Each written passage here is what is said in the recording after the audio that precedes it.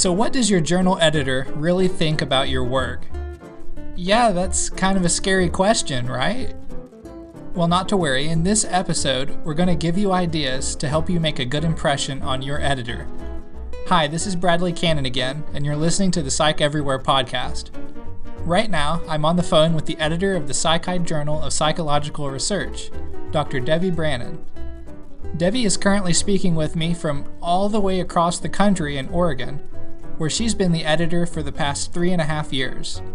Along the way, she's overseen hundreds of submissions in collaboration with the 5 associate editors on the journal's editorial board. Here's where it gets kind of interesting, I think. See, because Psi Chi Journal accepts submissions from students and faculty, Debi's got some really excellent experience with authors from all walks of life. Wherever you are on your journey, whether you're a student author seeking your first publication or you're an experienced author with like dozens of publications under your belt, I bet you'll find that she has ideas that you'll appreciate. Now, most listeners of this podcast probably don't know this, but I'm actually Psi Chi Journal's managing editor, in addition to being your favorite podcast host, I hope. So obviously I know Debi really well. We actually schedule calls about every 2 weeks to talk about our progress on upcoming journal issues and other special journal-y type projects. And we like to talk about other things too, like Debi's obsession with all things related to Denzel Washington and whatever like the latest thing is that my 2-year-old is saying. Debi, I'm really excited to have you on the show. Thank you for having me. Yeah. That's true. We talk about those things. Uh-huh. So the latest thing my 2-year-old told me is he always steals the remote, and I always say, "Where the heck is it?" And he just stares at me and shrugs. Well, this time he looked at me and he said, "Don't worry about it." Oh my gosh. So that's what you need to tell me all the time. Don't worry about it. Don't worry about it. I was like, but really, where's the remote? Okay, so let's get started on the topic. So I imagine that a big part of impressing your editor is, simply in understanding what to expect during the publication process. So, what are some things about the process that might surprise them, like, how long it takes? Yeah, the process is not easy, and that is why I highly recommend for people that are publishing early on in their career, whether it be a graduate student, junior faculty member, or really for anyone, is that the process, we set it up so that people know exactly what's going to happen. And if we say we'll accept your manuscript for review, you know approximately how long it takes for that review to happen. We let you know what we're expecting you to respond to if you get a revised resubmit. So you will see along the way that we really try to inform the reviewer about what that process looks like. Because I know one of the very first times I had submitted, it was a very long process, and I didn't know what to expect.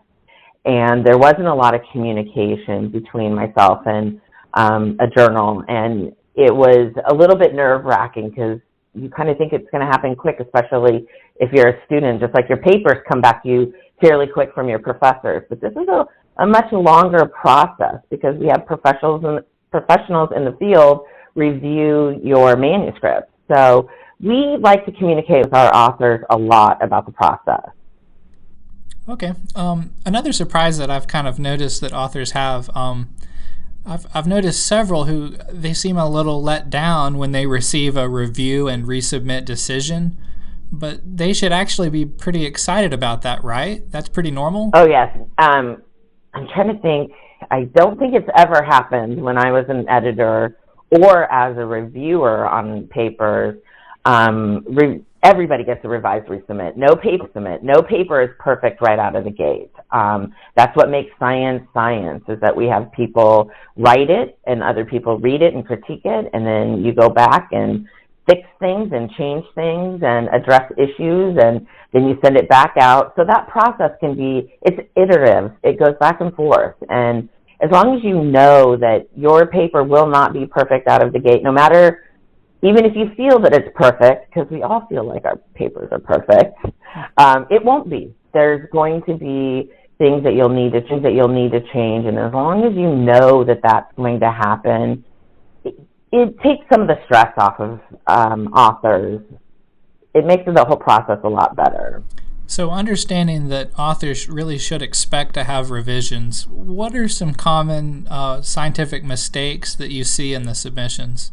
So one of the things that I see in the submissions, and I'll be honest, the very first thing I look at when I'm looking at a paper is I drop all the way down to the method section. I want to make sure that method section is really nice and tight, because that's really the scientific methodology someone used to conduct that study. So I look at hypotheses, then the methods. And I want to make sure that the questions they're asking in the hypotheses match the methods that they use.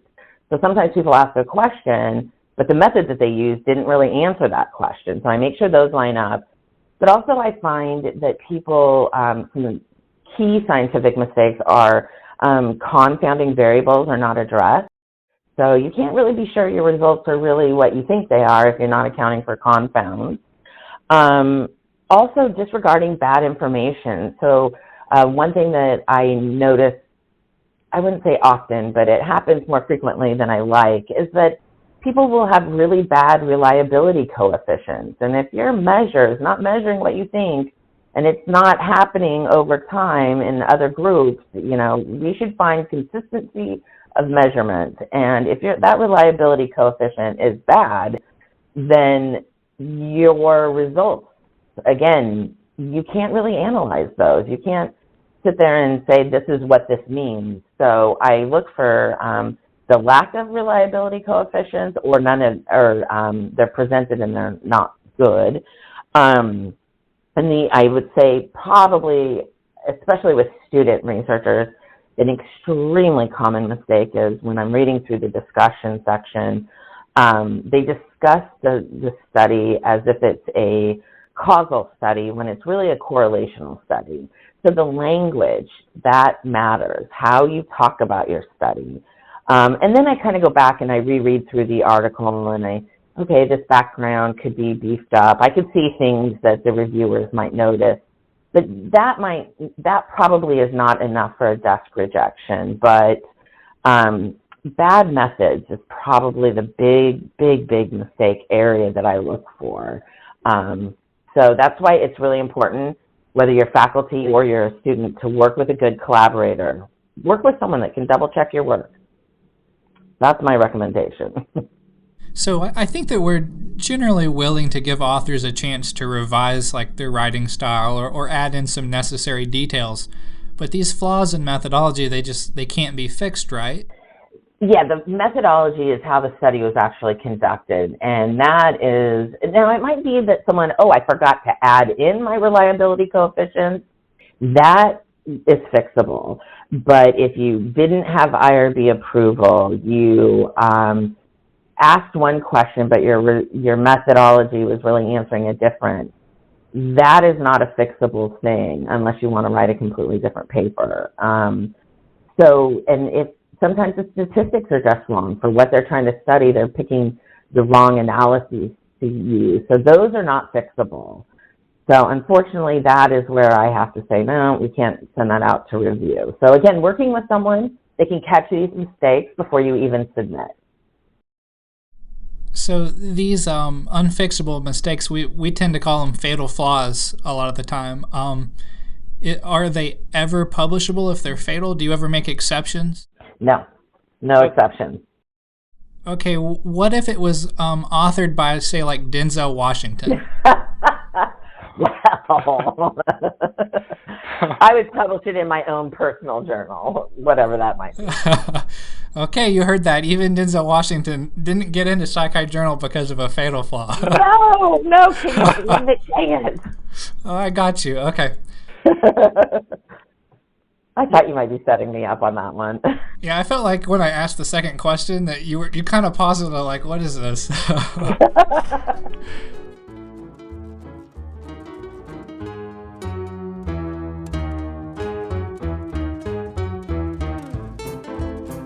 You're listening to Psych Everywhere. Up next, Debbie and I talk about whether it's acceptable to ask your editor questions and sometimes even disregard their feedback. But real quick, let me tell you a bit more about Debbie. Editor Debi Brannan, PhD, received her BS, MS, and PhD at Portland State University. She is currently an assistant professor at Western Oregon University, where she directs a team of undergraduate and post-baccalaureate students. Dr. Brannan has been an associate editor with Psi Chi Journal since 2013 and became the editor in July 2016. In Dr. Brannan's scholarship as an applied psychologist, she has focused her research on understanding how positive interactions and social support buffer individuals from stress and negative health behaviors. Using daily process methodology, Dr. Brannan has examined the effects of daily demands on work-family-school balance among non-traditional students, as well as the daily social support on drinking behaviors. Dr. Brannan's current work is on understanding how non-traditional students balance work, family life, and school. Being a first-generation student herself, she is particularly interested in how to provide support for these students.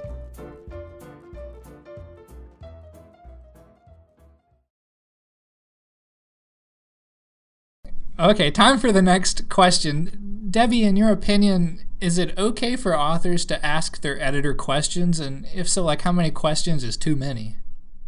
Oh, I love it when people email me with questions. And sometimes the questions might be more appropriate to send to the associate editor. So just to give a little background is that when papers come in, we have you, our quality control, look through them. Then you send them to me. I look over them for these big methodological mistakes, things like that. If it's acceptable, then I'll send it out to an associate editor who then sends it out to reviewers. And the associate editor really is the person that's reading over every single reviewer comment. They're reading over the paper multiple times and giving a lot of feedback. And then once those things are all put together, it comes back to me. So I get to read the cleaned up version of everything, and then it goes back to the author. And so sometimes if there's a lot of questions, it might be better to go right to the associate editors. That is a completely fine place to go. But sometimes, often I would say, I get emails from people asking me questions before they even submit a paper. Is this acceptable? Is that acceptable? And I love that because that saves people time. Often we can fix problems before they even submit. So once it goes into our program, if it's rejected, it's rejected. But this way we can see if we can, put our minds together and figure out solutions if there's issues. Or sometimes it's just minor questions. Can we thank someone for helping us? Minor things like that. What APA version do we need to follow, which is another big thing right now. And I appreciate all those kinds of emails. So I never say that there's too many, but if it's about your specific paper and it's gone into the review process, it might be better to send it to the associate editor. And if you're unsure, send it to me. And if I can't answer it, I will send it to the associate editor. So someone will answer your question. Okay, well, can or should you ever disregard reviewer or editor feedback? I'm so glad you asked this question because it's no. So that is kind of an odd thing, especially if you're going through this process for the very first time, as you see all this feedback, and it can feel a little overwhelming. And you really take it question or comment by comment, but literally you need to address all the reviewer and all the editor's comments. All of the feedback needs to be addressed. Even if it's a comment that you really don't have to do anything about, say, I recognize this comment and I appreciate the feedback.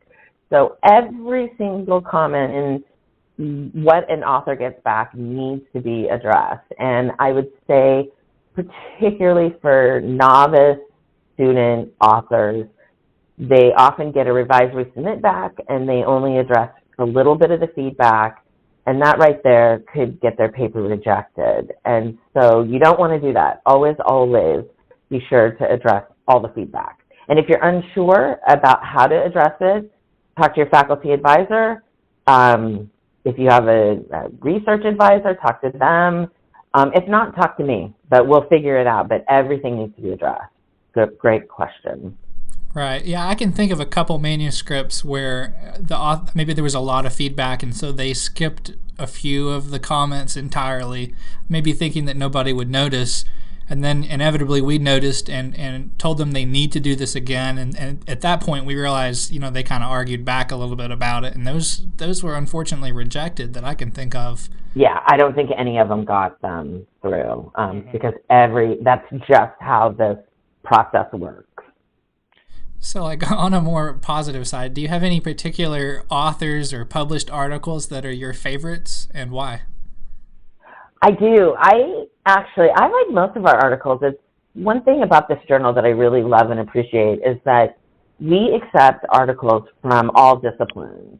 So you go to a lot of journals and they accept articles from one area, health psychology, social psychology, developmental, where we accept them from all different disciplines. So it makes my job a lot more fun because I get to read a lot of different things. But I definitely have some favorites. One of my absolute favorites was actually an invited editorial that we had on rethinking and updating demographic information. But we also had one recently in our special issue on diversity. It was in spring, I believe, of 19. We had Psychology's Hidden Figures with Dr. Cramblett Alvarez and her group, and it was undergraduate majors, how they're unable to recognize some of our diverse pioneers. And that was a really interesting article. The way it was written, it was just very captivating, and it was timely. I think it's important that we're able to recognize our pioneers in the field. But also there's one I'm particularly interested personally in IO psychology, industrial organizational. And we had one in 2016 that was linking cyber and civility with job performance. But we also do things like validations of scales. So one of our now associate editors, but he was an author for us at the time, author and reviewer, Dr. Rob Wright did one on the workplace conflict scale.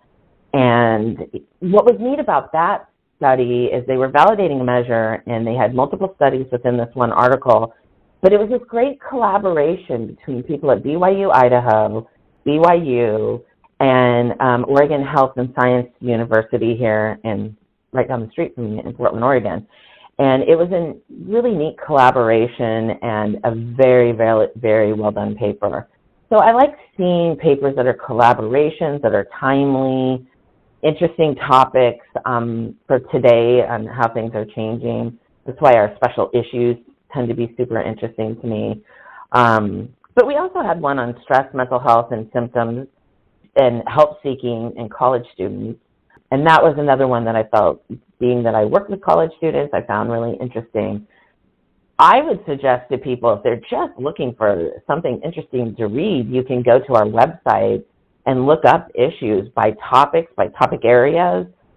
I use that all the time. I just went back to the East Coast for a conference, and I pulled up some articles that were a couple years old and just reread them, and just, it was like, oh yeah, this is really interesting. I might use this in a class, or I could see students using them in papers that they write. So it's a great place to look for interesting things to read, and we have a lot of really good articles.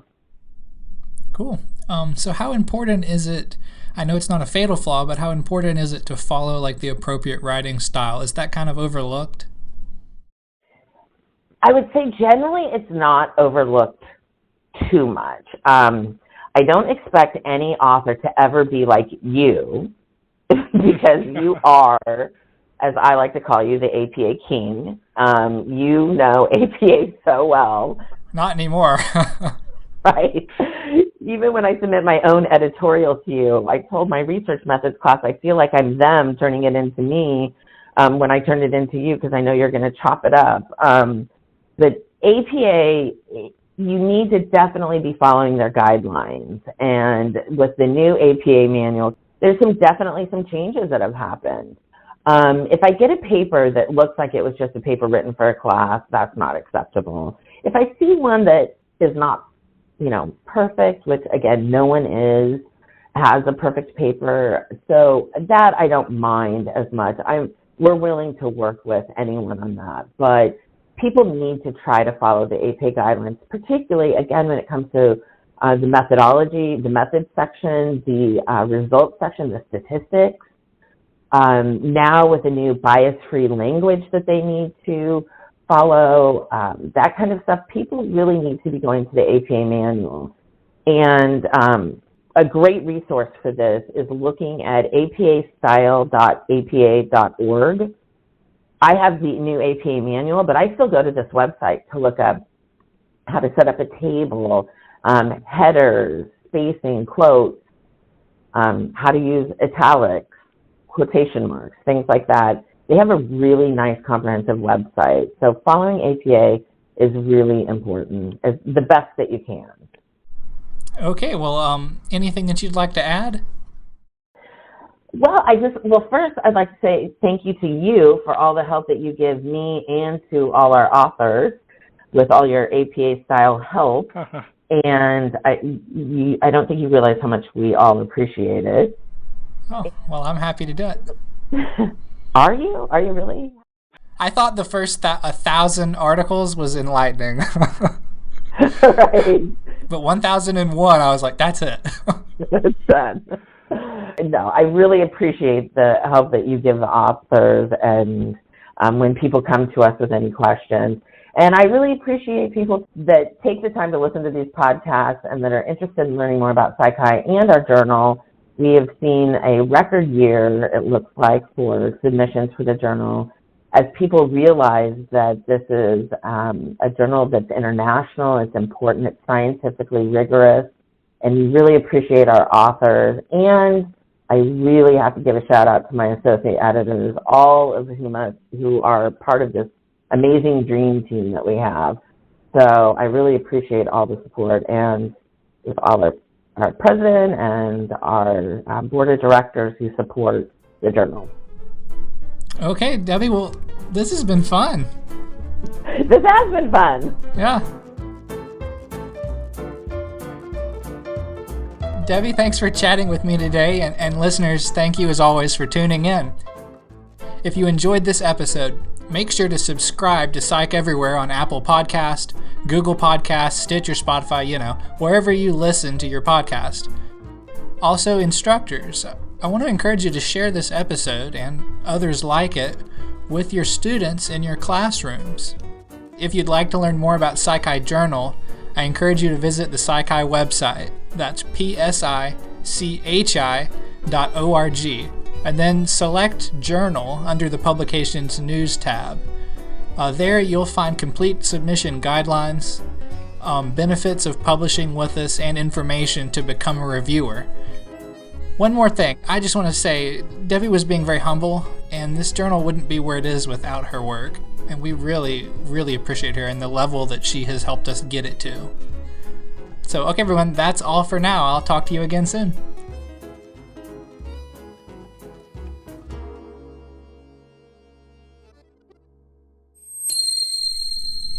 Copyright 2020, Psi Chi, the International Honor Society in Psychology.